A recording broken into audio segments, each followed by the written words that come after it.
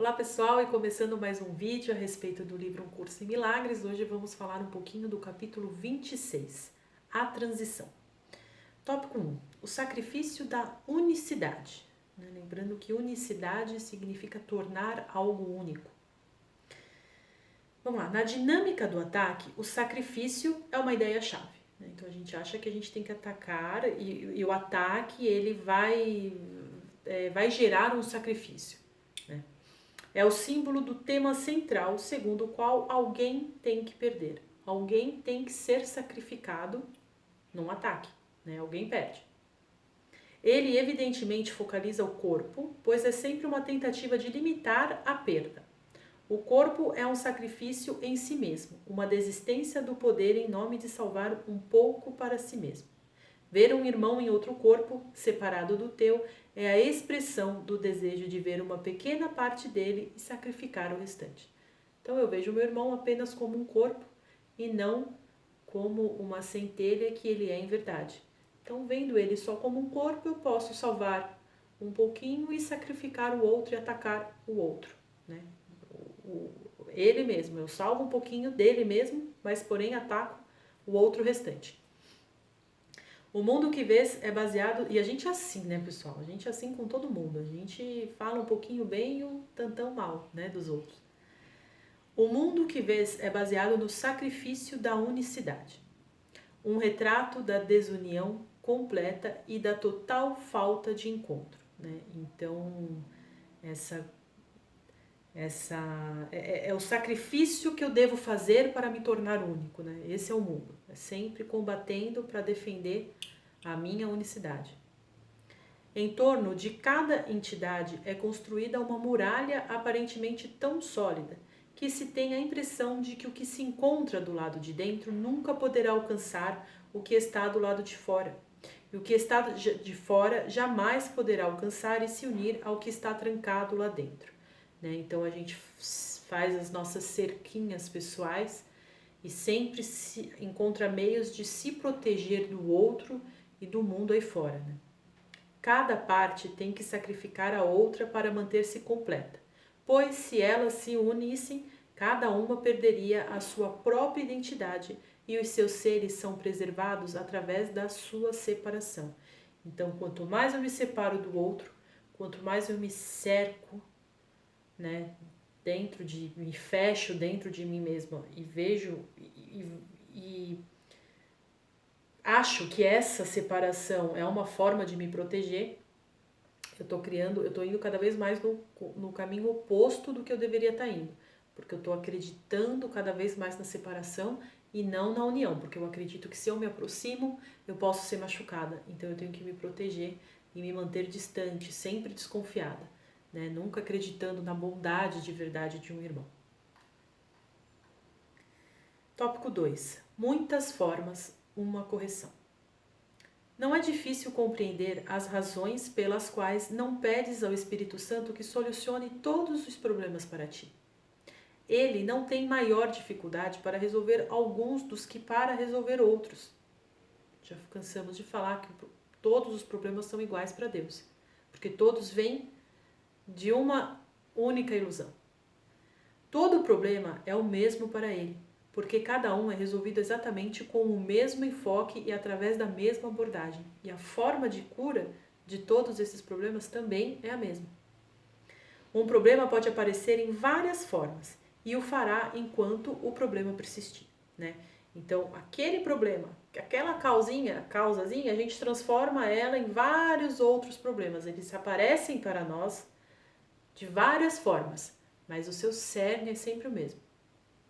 Ele ocorrerá e depois recorrerá uma e outra vez até que tenha sido respondido para todo sempre. E então não surgirá de novo em forma alguma. E só nesse caso estarás liberado.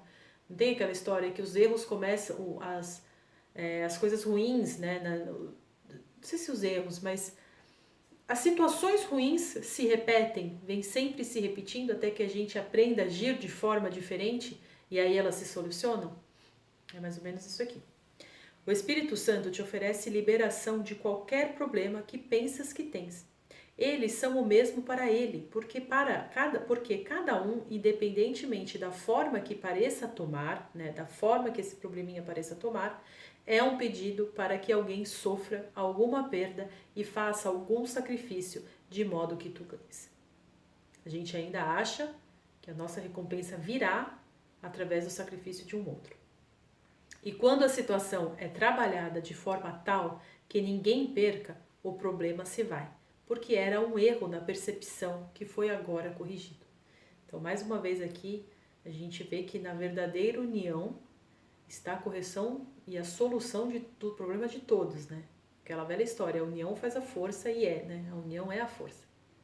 E assim ele remove os espinhos e os cravos. Ele não faz uma pausa para julgar se o ferimento é grande ou pequeno. Faz apenas um julgamento. Ferir o Filho de Deus é necessariamente injusto. E, portanto, isso não é assim. Tu que acreditas que é seguro entregar apenas alguns equívocos para serem corrigidos, enquanto guardas outros para ti mesmo, lembra-te disso. A justiça é total. Não existem meias justiças, né? Justiça parcial não existe. Se o Filho de Deus é culpado, então ele é condenado e não merece misericórdia do Deus da justiça. Mas não peças a Deus para puni-lo pelo fato de tu o considerares culpado e quereres que ele morra. Deus te oferece os meios para ver a sua inocência. Seria justo puni-lo porque tu não queres olhar para o que lá está para ser visto?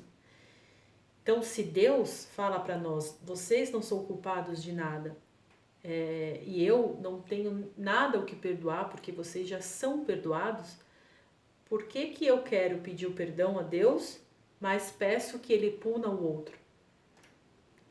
Você entende como a verdade não se torna absoluta aqui? Porque se eu estou falando que eu acredito que Deus só nos vê em amor, porque ele só nos criou no amor, como é que eu posso achar que é certo que algum outro irmão pague por um erro cometido, por um pecado cometido?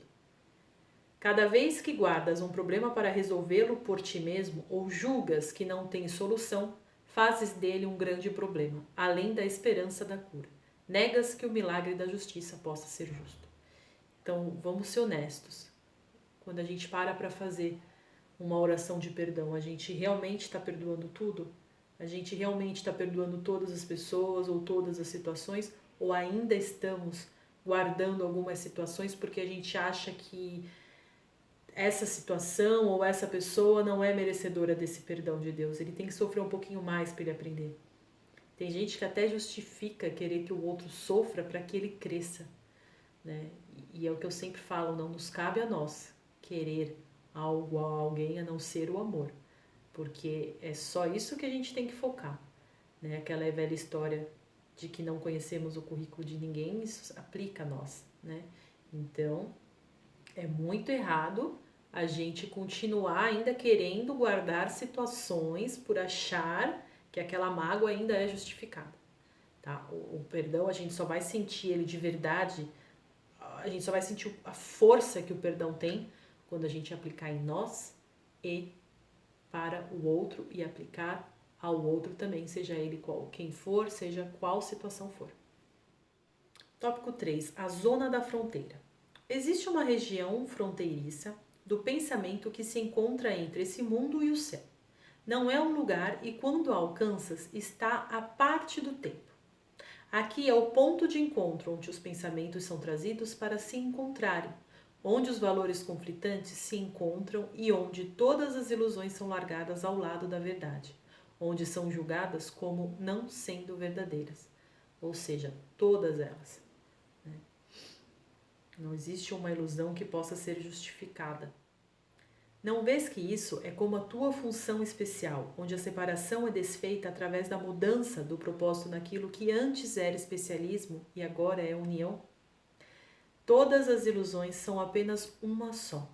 E no reconhecimento de que isso é assim, está a capacidade de desistir de todas as tentativas de escolher entre elas para fazer com que sejam diferentes. Então é isso que a gente acabou de falar, né? Não existem justificativas para nenhum erro. Todas elas devem ser reconhecidas como ilusões. Um momento de ilusão do nosso irmão, um momento de ilusão que nós em que nós estávamos e cometemos algo errado, mas sempre reconhecer como momentos de ilusão, tá? Porque ninguém que é feito ou criado por Deus tem de verdade o poder de pecar sobre o outro, né? A gente comete erros esses que podem e devem ser corrigidos. Tópico 4. O espaço que o pecado deixou. O perdão é o equivalente que existe nesse mundo para a justiça no céu. Olha o quão poderoso é o perdão, porque perdoar é não tomar partido, é simplesmente perdoar, deixar a coisa se desfazer. Ninguém perdoa a não ser que tenha acreditado no pecado e ainda acredite que tem muito a ser perdoado. O perdão assim vem a ser o meio pelo qual ele aprende que nada fez que precise ser perdoado. O perdão sempre está naquele que o oferece. Olha que lindo que é isso. Quando eu perdoo, eu aceito o perdão em mim. Até que ele se veja como não tendo mais necessidade de ser perdoado. Eu abri mão da mágoa que eu sinto pelos meus irmãos. Eu abri mão de querer estar certa ou de me sentir vítima de uma situação. Eu abri mão disso. E eu, em troca disso, ofereci o perdão. E aí, o perdão passa a ser um direito meu. Até que eu chego num ponto em que eu não tenha mais nada em mim que deva ser perdoado. Olha a paz que isso não vai nos trazer. E deste modo, ele é devolvido à sua função real de criar, que o seu perdão lhe oferece de novo. Ou seja, quando eu não sentir mais a necessidade, quando eu conquistar a falta de necessidade de ser perdoado, essa bênção, uma das bênçãos que o perdão me traz, é o poder de criar a minha realidade, de recriar a minha vida. Porque eu deixei todas as amarras para trás, eu escolhi amar os meus irmãos tal qual eu gostaria de ser amada. Então olha o poder que tem o perdão. E olha como faz sentido, né? Todo esse estudo do perdão, essa colocação. Porque o livro fala tanto no perdão, né? Olha o que está por trás de tudo isso. Olha o que a gente consegue manifestar em nós mesmos quando a gente de verdade começa a trabalhar o perdão, a optar pelo perdão, né? Tópico 5, o pequeno obstáculo. Um pequeno obstáculo pode parecer de fato grande para aqueles que não compreendem que todos os milagres são o mesmo. Entretanto, esse curso existe para ensinar isso. Esse é o seu único propósito, pois isso é tudo o que existe para ser aprendido. Deus deu o seu professor para substituir o professor que fizeste, não para entrar em conflito com ele. Então Deus nos oferece o seu professor, essa centelha crística, para que a gente deixe o professor que a gente criou, que foi essa mente egóica, e passe a aprender a verdade. E o que ele quer substituir foi substituído. O tempo não durou senão um instante em tua mente, sem nenhum efeito sobre a eternidade. Então tudo aquilo que a gente acha, que a gente criou com esse nosso professor egóico, não durou nem sequer um instante na mente do nosso Pai. E não fez nem um tiquinho de nada na eternidade. E assim todo o tempo é o passado e todas as coisas são exatamente como eram antes que fossem feito o caminho, como eram antes que fosse feito o caminho para o nada. Então, ainda bem, né, que uma ilusão não pode nada contra a verdade. Nada do que já era em verdade foi abalada com uma criação egóica, com uma criação de uma forma ilusória de ver a verdade. O diminuto tic-tac do tempo, no qual foi feito o primeiro equívoco, e todos eles dentro desse único também continham a correção daquele equívoco e de todos os que vieram dentro do primeiro. E naquele instante diminuto o tempo desapareceu, pois isso foi tudo o que ele jamais foi. Aquilo a que Deus deu uma resposta foi respondido e desapareceu. O que ele está falando aqui? Ele está falando que não há nada mais que a gente precise achar que fomos culpados de. Porque aquele erro que a gente acha que a gente cometeu, aquele pecado que a gente acha que a gente cometeu, não existiu nem por um instante na mente de Deus e não fez, né, esse estrago que a nossa prepotência acha que fez. Isso tudo você está falando, Fernanda, que doideira é essa que você está falando? Mas eu estou falando do que o livro não coloca de uma forma direta, mas que eu sei que é sobre isso. É, o porquê que a gente criou esse mundo ilusório? Deve ter um porquê, vocês não se perguntam? Poxa, se você está falando que só existe amor, que esse céu que a gente acredita, que a gente acha que é impossível, na verdade deveria ser a nossa realidade, então por que eu tô aqui? Por que esse mundo? Por que eu abro a janela e eu vejo tudo isso que eu vejo? Por que essas mídias todas tentam sempre só mostrar coisa ruim, né? E que acaba, de fato, existem muitas coisas ruins acontecendo. Por que tudo isso, então? Porque foi um estado mental que a gente optou lá atrás, né? E isso tudo isso tem uma razão de ser, senão não seria estudado, né? E se não seria quando a gente praticasse um perdão, a gente não sentiria a bênção que isso nos traz, a paz que isso nos traz. Então, se existe essa paz e a gente conseguiu sentir uma pincelada do que é isso, opa, então tem algo aqui que eu preciso entender. Então, por isso que eu tento colocar dessa forma, para que a gente entenda, para que de verdade tudo isso que a gente está lendo faça sentido. Então, essa culpa pode não fazer sentido para alguns ainda, mas ela está na nossa mente inconsciente. Ela está lá bem no nosso subconsciente, tá? E eu tô aqui, a gente tá aqui lendo sobre isso e o livro tá aqui falando, olha, não existiu, tá? A gente não pode nada contra Deus, a gente não pode nada contra a verdade, nada a gente fez contra Cristo. Cristo não estava lá, em verdade, sentindo as pedras que jogamos, sabe? Não é assim. Então, a humanidade não destruiu Cristo, não. Então, a gente não tem... Esse é um dos exemplos, tá? Do que está por trás dessa ideia de pecado. Então, por isso que Cristo coloca muito aqui nesse livro que a gente tem que se desvencilhar desse passado. A gente tem que olhar para esse passado como um instante que não existiu em verdade, que foi só um lapsozinho no tempo. Só que, vocês vão ver aqui que ele vai falar sobre isso mais pra frente, a gente continua segurando esse passado e dando cada vez mais energia para ele. Por isso que a coisa tomou a proporção que tomou. Né? A gente continuou dando passividade para essas manifestações erradas. Tópico 6. O amigo indicado. Qualquer coisa nesse mundo que acredites seja boa, de valor digno de se lutar por ela, pode te ferir e o fará. Ou seja, quanto mais a gente estiver enraizado ainda em coisas desse mundo que a gente acha que vai nos trazer felicidade, é o contrário. Ela sim tem o poder de nos ferir, porque a gente põe força nisso, né? Não porque tem o poder de ferir, mas apenas porque negaste que ela não passa de uma ilusão e fizeste com que fosse real. É a nossa força que a gente dá para aquilo, é o valor que a gente dá para aquilo que faz com que ele possa ser uma arma ou um motivo que possa vir a nos ferir. E é real para ti. Ela deixou de ser nada, e através da realidade que é percebida, nela introduziu-se todo o mundo das ilusões doentias. Então, por exemplo, vamos dar um exemplo aqui, os ciúmes. Então, eu estou numa situação que eu estou com ciúmes daquela pessoa. Mas, de fato, não existe nada que exista ali, não tem motivo. Mas eu alimento aquele sentimento de ciúmes. E aí eu deixo aquele sentimento e aquela criação, aquela situação que nem sequer existe, ter o poder de me machucar, de me ferir. Então é isso que a gente faz com as ilusões na nossa mente. A gente dá poder para que aquilo possa vir a nos ferir. A gente faz isso com questões materiais, quando a gente coloca toda a nossa força e a nossa felicidade, por exemplo, no dinheiro, e aí quando esse dinheiro vai embora, o que você faz? Né? Ou quando a gente acha que a gente é indestrutível, que a gente é o soberano, e aí vem uma doença e derruba a gente, o que a gente faz?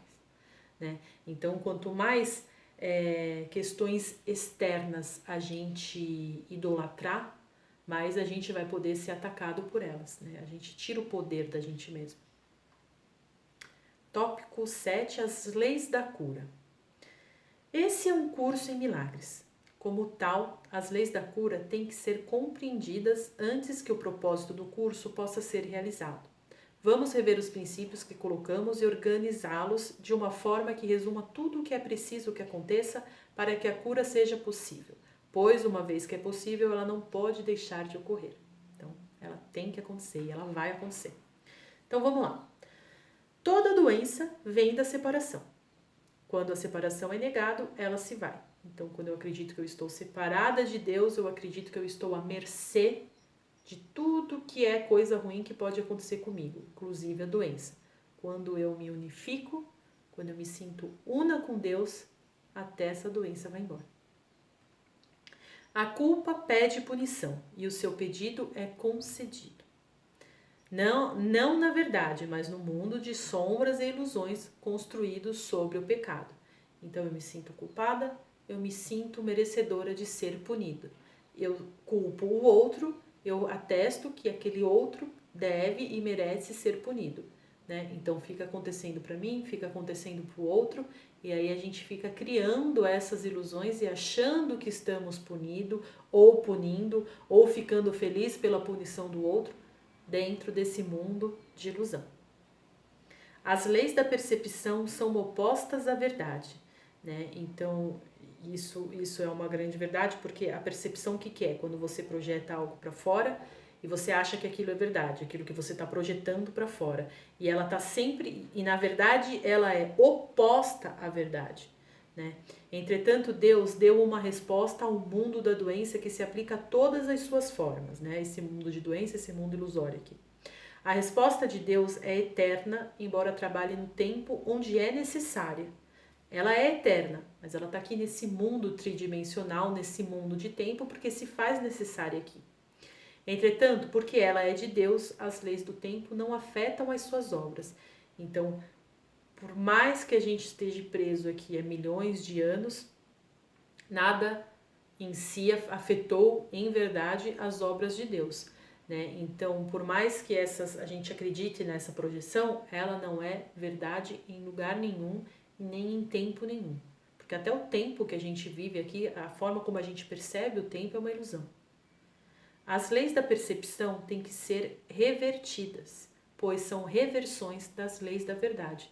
Então a gente pegou a verdade e reverteu em uma percepção nossa, em uma forma egóica de perceber as coisas. E o que a gente tem que fazer é justamente essa correção, é voltar a verdade para como reinterpretar, reentender a verdade tal como ela é, absoluta e única.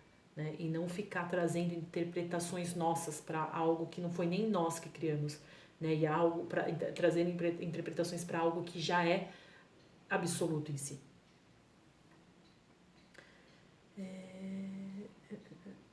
Aqui. É impossível que uma ilusão seja menos passível de ser conduzida à verdade do que as outras. Mas é possível que a algumas seja dado maior valor, e essas têm menos disposição de oferecer a verdade para serem curadas e ajudadas. Aquela história. Eu perdoo algumas situações, mas algumas ainda, que são aqui colocadas como algumas ilusões ainda, eu acredito que eu tenho que manter, porque eu acredito que eu estou certa frente a essa ilusão, frente a essa situação. E aí eu não dou aquilo para ser curado. E aí eu continuo mantendo todas as outras, porque a cura ela tem que ser para tudo, né? E quando eu tenho a intenção de curar, eu tenho que curar tudo, porque se eu retenho uma coisinha, aquilo traz todas aquelas outras que eu achei, que eu criei, que eu curei, disfarçadas em outras situações, porque eu não deixei essa aqui embora. O pecado não é erro, pois ele vai além da correção para a impossibilidade, né? Outra crença errada que a gente tem de que o pecado não é um erro. Entretanto, a crença em que o pecado é real fez com que alguns erros parecessem estar para sempre além da esperança de serem curados, sendo justificativas permanentes para o inferno. Ou seja, então eu acredito que ainda existem alguns pecados que não podem ser corrigidos. Se isso fosse assim, ao céu se oporia a própria oposição celeste, tão real quanto ele. Se isso fosse verdade, eu estaria falando para o céu que eu sou muito bombástica e que eu posso ferir ele. Eu sou tão poderosa que eu posso ferir a verdade do céu. Se realmente fosse verdade que o pecado é algo que não pode ser corrigido. E então a vontade de Deus estaria partida em duas, né? Porque Deus criou o mundo de uma forma. E se eu posso rebater essa forma que Deus criou com o pecado, eu estaria dividindo a criação de Deus em duas partes. em duas, e toda a criação estaria sujeita às leis de dois poderes opostos, o poder do mal contra o bem. Até que Deus se tornasse impaciente, partisse o mundo em dois e relegasse o ataque a si mesmo. É como se ele falasse: putz, minhas criaturas, vocês podem me ferir, e aí eu atesto que isso pode ser verdade. Então é como se Deus ferisse a ele próprio, né? Porque ferir a nós, nós nos ferirmos é achar que a gente em ilusão acha que a gente se feriu e feriu a Deus, por isso que Deus vai punir a gente. Mas isso não é possível, porque Deus não quer se ferir. O que a gente acha que a gente feriu tá em ilusão, né? Tá numa ilusão, não tá na verdade. Nada confere significado onde não há significado, e a verdade não necessita de defesas que façam com que ela seja verdadeira, né? A verdade, ela é absoluta. Nada que não seja verdade pode em si ser manifestado. Cria-se o mundo das ilusões aqui, momentos ilusórios, que é onde a gente está aqui agora, quando a gente acreditou que a gente pôde ir de contra uma verdade, quando a gente contestou que existem brechas na verdade de Deus. Aí a gente criou essa ilusão, mas nem na verdade a gente se fere, né? Porque Deus não fere a ele próprio. As ilusões não têm testemunhas e não têm efeitos. Quem olha para elas apenas se ilude. O perdão é a única função aqui e serve para trazer a alegria que esse mundo nega a cada aspecto do Filho de Deus, onde se pensava que o pecado reinasse. O perdão retira aquilo que está entre tu e o teu irmão. Essa barreira, né, que a gente coloca entre nós. A salvação perfeita e completa não pede senão um pequeno desejo de que o que é verdadeiro seja verdadeiro. Um pouco de boa vontade para não ver o que não está presente. Um pequeno suspiro que fale em favor do céu, como uma preferência, em vez desse mundo no qual a morte e a desolação parecem reinar. Então basta uma pequena intenção nossa para que essa cura comece a acontecer dentro da gente. O que é vontade de Deus? A sua vontade é que seu filho tenha tudo. E isso ele garantiu quando o criou sendo tudo. Eu quis grifar essa frase e nem tenho que discutir ou percorrer sobre ela, porque ela é absoluta, assim, né? Não tem qualquer interpretação que ela em si já não traga. A sua vontade é que seu filho tenha tudo.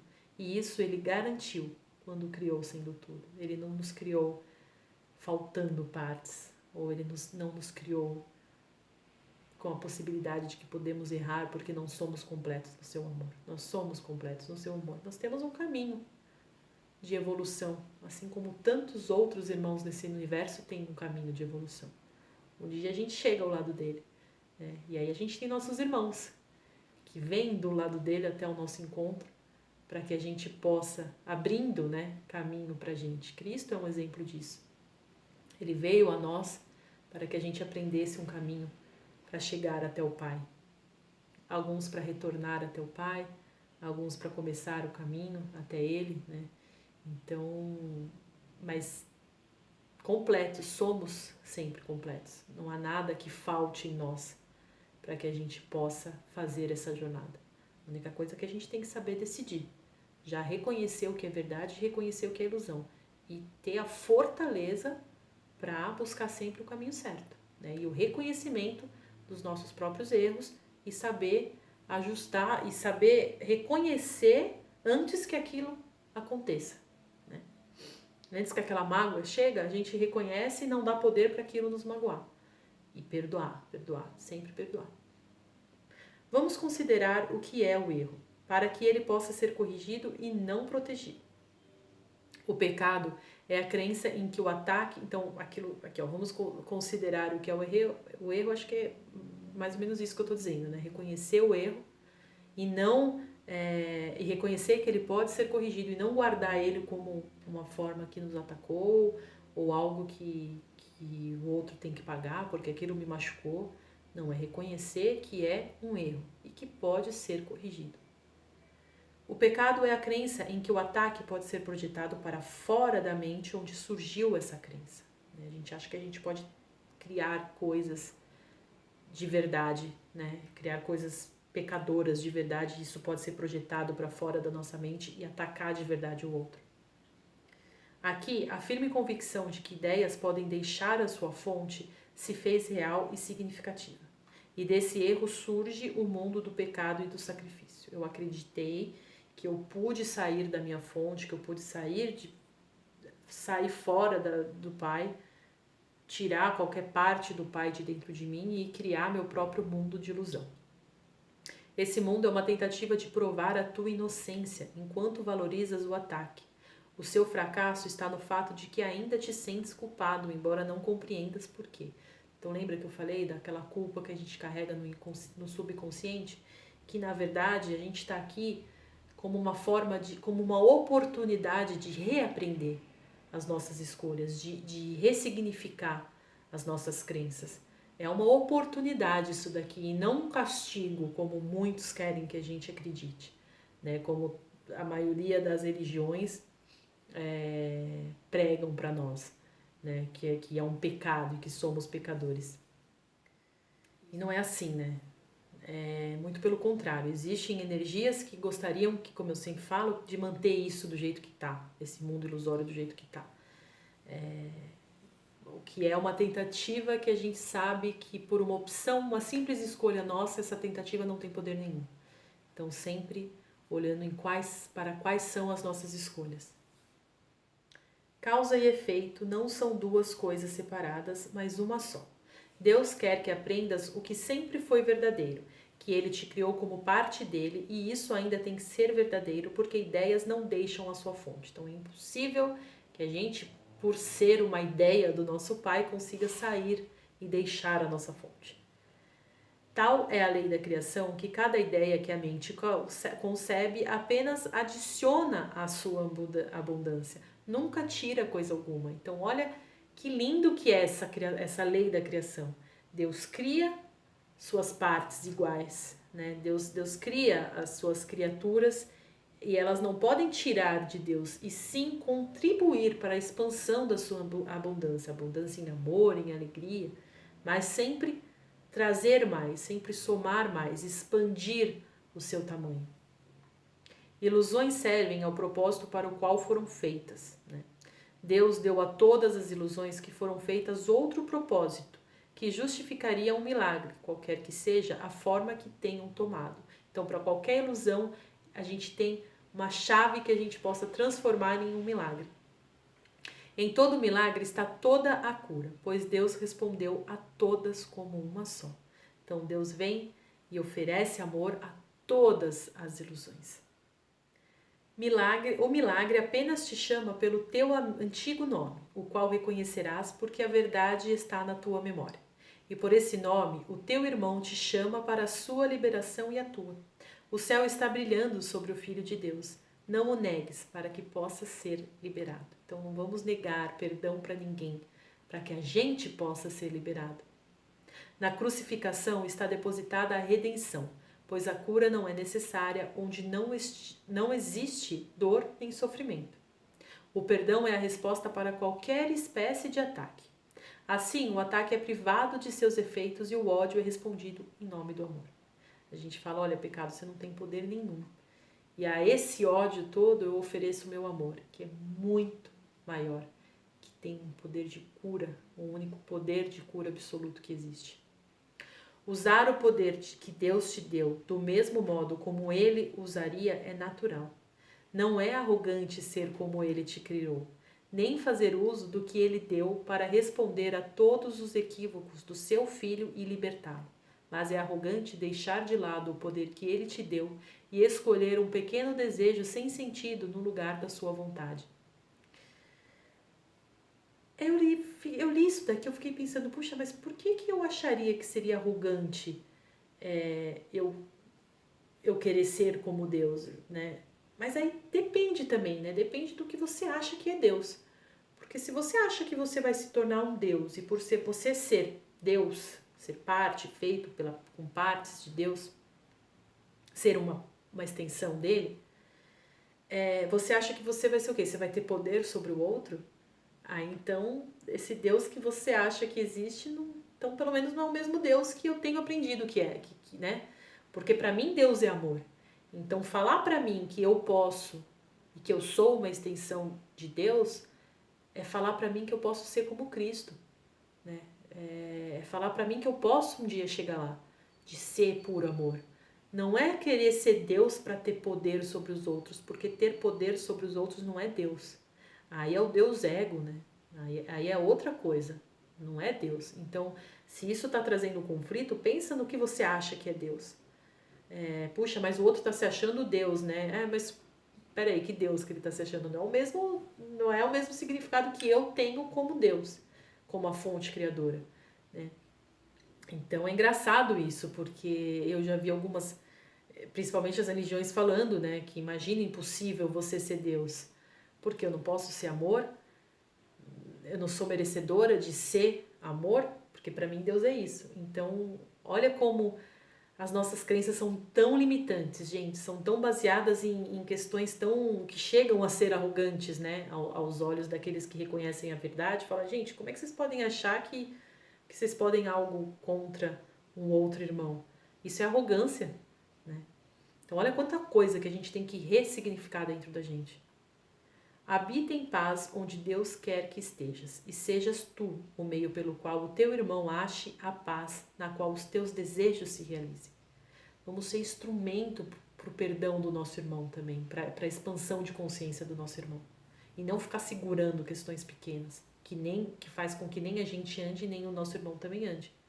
Vamos nos unir para trazer bênçãos ao mundo do pecado e da morte, pois o que pode salvar cada um de nós pode salvar a todos. Tópico 8. A eminência da salvação. A realização de toda correção não toma tempo algum, entretanto, a aceitação disso pode parecer durar para sempre. A realização da correção em si não toma tempo, mas a procrastinação que a gente faz para que isso comece a acontecer pode durar toda essa eternidade aí que a gente vem vivendo, porque a gente procrastina por quê? Porque a gente ainda segura elementos que a gente defende como se fossem verdadeiros e possíveis de serem vingados ou justificados, né? A gente ainda acha que algumas ilusões podem ser justificadas e isso que faz com que essa salvação demore para acontecer. Mas não é a salvação em si que demora, e sim a nossa tomada de decisão, o nosso acionamento para o caminho certo é que demora. Não te contentes com a felicidade futura. Ela não tem significado e não é a recompensa justa para ti, pois tens uma causa para ter liberdade agora. Então eu não preciso esperar uma liberdade vir, se eu posso manifestar minha liberdade aqui e agora. Não olhes para o tempo, mas para o pequeno espaço que ainda está entre vós, do qual ambos têm que ser libertados. Aqui ele fala dos irmãos, né, do perdão. Então não vou olhar para o tempo, mas sim para o espaço que eu crio entre o meu irmão. A falta de perdão faz com que esse espaço cresça. Consequentemente, esse tempo da minha libertação, de chegar até a minha libertação, aumente. Essa é a distância que a gente cria.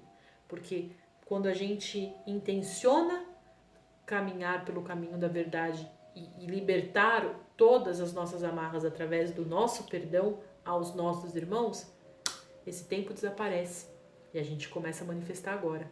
Não preciso morrer para depois ir para um outro lugar. Não, a nossa manifestação tem que ser aqui agora. A mudança tem que acontecer aqui agora. Tópico 9. Pois eles vieram.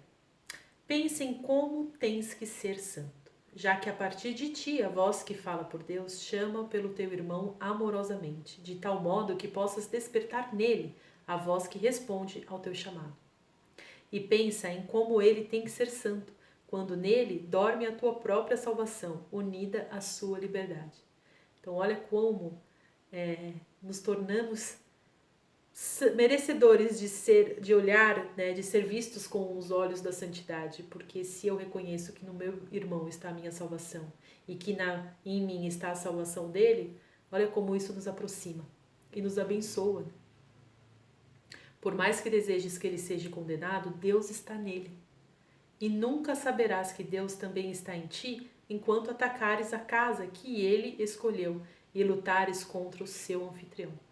Então, quando eu não reconheço que Deus está também no meu irmão, eu estou atacando a casa que Deus escolheu, porque Deus está no meu irmão. Isso é uma verdade, assim como ele está em mim. Quando o meu irmão me ataca, ele ataca a morada de Deus, e quando eu ataco o meu irmão, eu ataco a morada de Deus. Eu ataco a Deus, e ele ataca a Deus quando ele me ataca. Então olha a importância que tem nessa frase. Olha com olhos amorosos para aquele que carrega Cristo dentro de si. Olha que forte isso, pessoal. De modo que possas contemplar a sua glória e regozijar-te, porque o céu não está separado de ti. Se eu carrego Cristo dentro de mim, é porque eu não estou separada do céu. Se meu irmão carrega Cristo dentro dele, eu me aproximo do meu irmão em paz, em amor, nós juntos nos aproximamos do céu. Olha que coisa linda.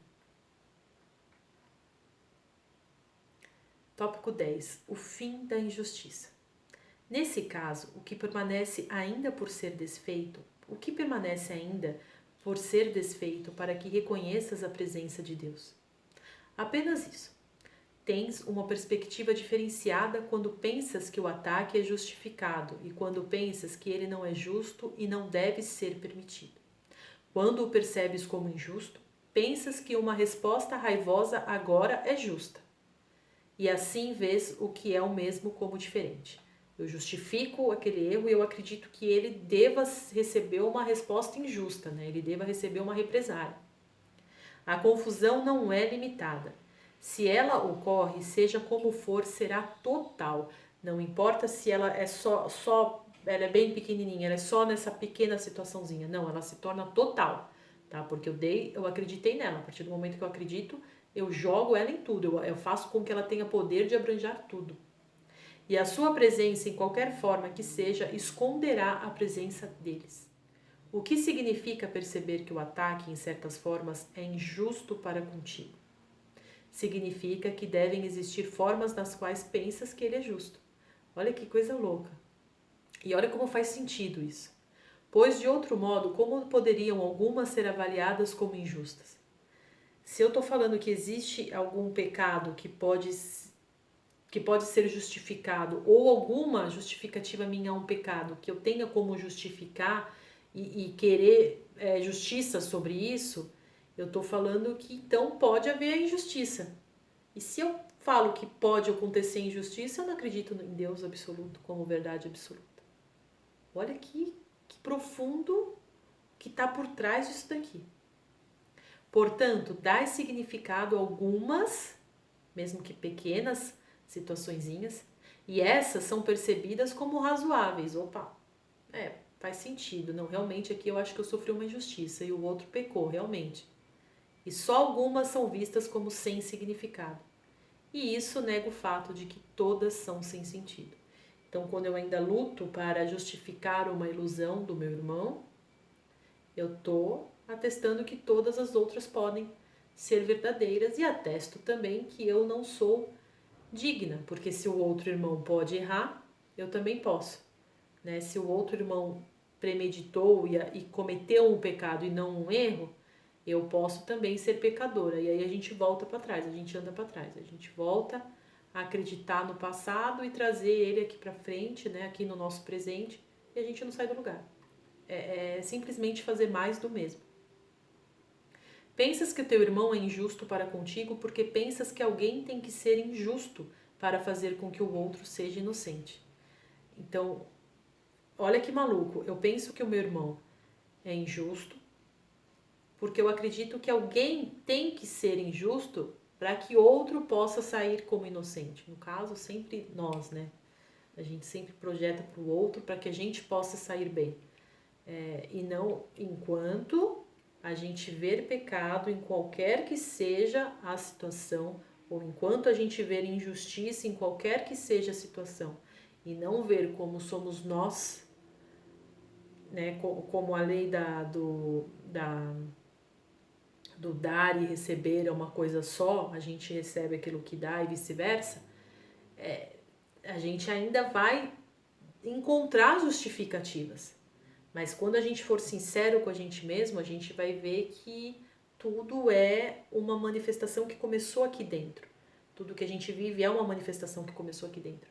Então não existe mas se, na verdade, não existe, ela é absoluta, então não existe pecador. Todos somos filhos de Deus, não importa. Então, gente, se não tá fazendo sentido, tá, não faça sentido, mas peça o perdão. Deixa isso começar dentro de você. Porque justificativas a gente vai sempre encontrar milhares. A gente vai encontrar justificativa na ação do outro, no que aquilo trouxe como resultado. Justificativas a gente tem muitas, mas lembra que a gente falou? É a nossa intenção que dá poder para aquela ação. É a nossa escolha que dá poder para aquela ação. Então, se eu ainda guardo sentimentos que eu acho que aqui eu fui vítima, eu tô abrindo precedente para que esse mal não vá embora. Para que a cura não seja absoluta. Nem para o meu irmão, porque eu ainda acho que ele é merecedor, que ele deve pagar um pouquinho. Mas se eu penso isso do meu irmão, eu tô trazendo isso para mim. Porque essa é a lei, né? A lei do que eu projeto para o outro, eu projeto aqui dentro também. E essa é a verdade, não existe outra verdade. Então, por isso que eu falo, é fácil quando a gente tem a intenção. E lembrar sempre do amor de Deus, sempre, sempre, do amor de Deus por nós. Para que a gente consiga desfazer, né, todas as nossas mágoas de uma vez. Todas, porque todas têm que ser desfeitas, todas têm que ser perdoadas. O que significa perceber que o ataque, em certas formas, é injusto para contigo? Significa que devem existir formas nas quais pensas que ele é justo. Olha que coisa louca. E olha como faz sentido isso. Pois, de outro modo, como poderiam algumas ser avaliadas como injustas? Se eu estou falando que existe algum pecado que pode ser justificado, ou alguma justificativa minha a um pecado que eu tenha como justificar e querer justiça sobre isso, eu estou falando que então pode haver a injustiça.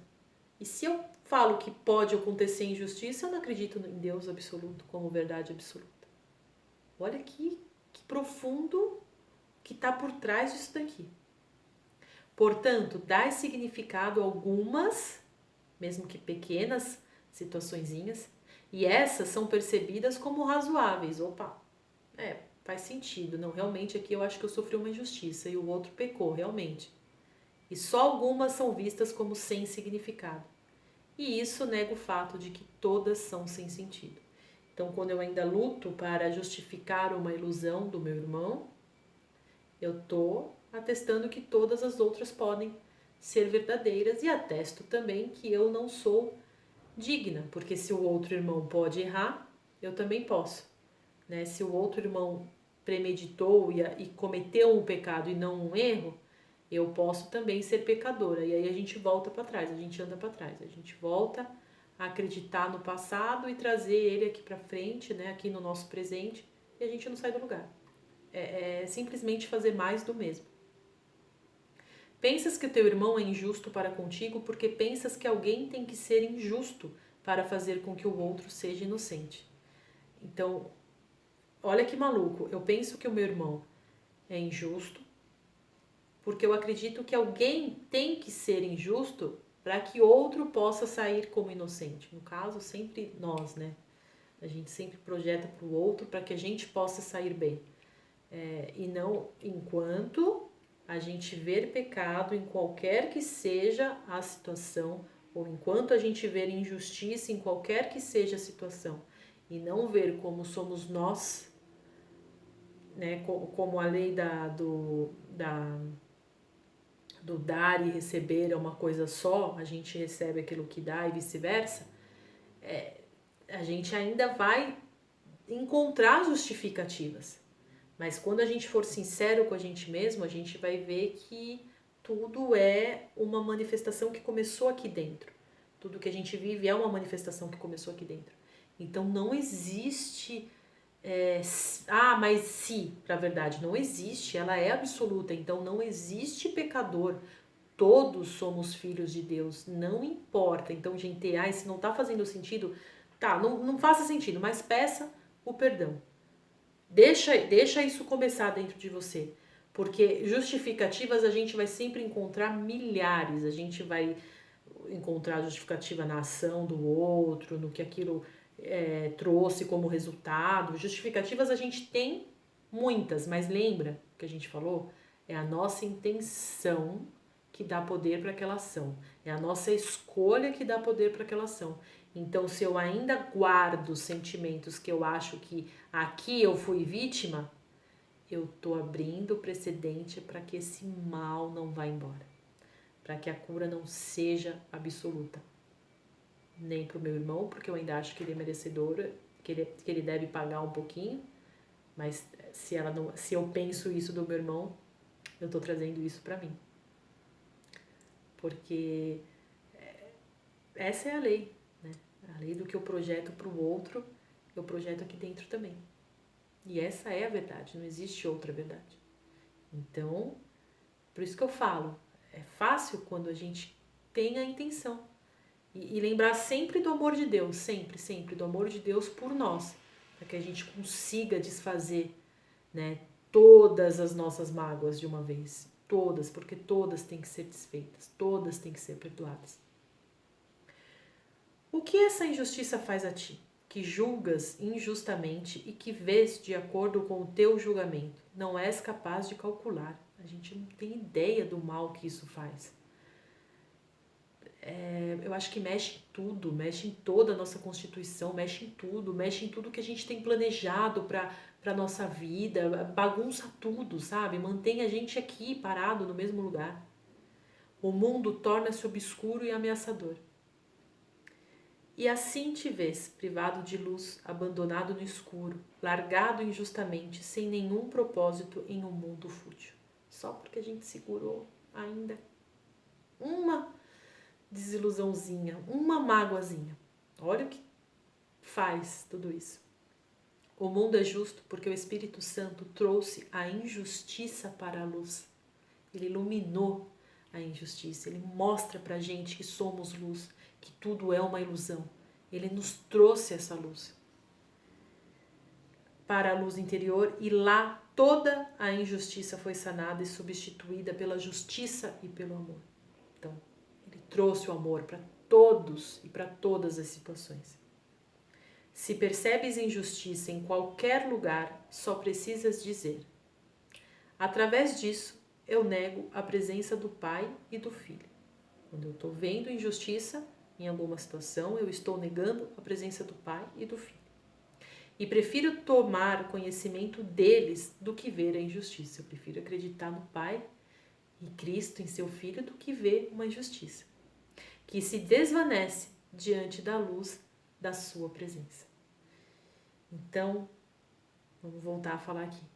Em um momento em que ainda o sentimento é de injustiça, é de mágoa, vamos pensar que a gente prefere acreditar na força e no poder de Deus e de Cristo, que fala que isso aqui é só uma ilusão, e a gente pode projetar a luz deles, que é esse amor, em cima dessa ilusão, e ela vai desaparecer, e a gente tem que acreditar que é possível que ela desapareça, pessoal, porque ela desaparece sim. A gente não tem mais que ficar segurando justificativas para que o outro seja errado. Uma outra coisa também que eu vejo as pessoas pensando assim, é que se eu perdoar o outro, eu vou me colocar no papel de errada e o outro vai ser o bonzinho? Pô, mas isso daí não é justo. Mas não é assim. Quando a gente perdoa o outro, a gente se perdoa, aquilo deixa de existir. Por isso que eu falo, façam uma oração de perdão de verdade. Comecem com uma situação e perdoa aquela situação de verdade, que aí vocês vão ver o que eu tô falando. Porque em palavras é difícil a gente colocar, né? Mas não é que eu perdoando o outro, eu vou estar falando que ele tá certo. Não é isso. Eu só não quero mais essa ilusão, eu só não quero mais esse mal. Não importa quem tá certo, quem tá errado. Se a gente tá aqui junto é porque todo mundo fez a mesma coisa. Não existem frequências que não são iguais que se misturam. Não existe isso. Isso é física. É só um pouquinho de boa vontade de estudar, sabe? e ver que é verdade, e ver que tem verdade nisso que eu tô falando. Não é só uma fé num nada, não é isso. É você não você entender que você não quer mais aquilo para você. E aí, que fala que o livro coloca aqui, depende da nossa boa vontade de deixar isso embora. Mas se eu seguro porque eu acho que eu vou estar dando razão pro outro quando eu perdoo ele, e eu vou estar justificando que aquilo que ele fez é certo, puxa, aí eu vou estar fazendo a mesma coisa. Aí eu vou estar sendo tão ilusório quanto ele está sendo. Então, aí não vale. Aí todo esse trabalho vai por água abaixo por causa de uma teimosiazinha, por causa de um orgulhozinho. Então vamos se trabalhar, gente, de verdade. Vamos tirar tudo isso de dentro da gente. Não importa quem está certo, quem está errado, quem feriu, quem se machucou. Não importa. Vamos por Deus, por eles. Fazer o bem de uma vez, deixar que o bem vença de uma vez. Vamos perdoar. Vamos perdoar todo mundo. A gente fica mais bonito quando a gente perdoa, a gente fica mais feliz, a gente fica mais próspero, as coisas boas começam a acontecer na nossa vida. E aí é só amor que a gente sente pelo outro. Aí a gente vai ver o que é a verdadeira felicidade. É você estar em paz onde você estiver, independente de quem estiver do seu lado, independente da situação que você se encontra, você está feliz. É isso que Deus quer para os seus filhos. E é isso que a gente tem que querer para a gente e para os nossos irmãos também. Muito obrigada, pessoal.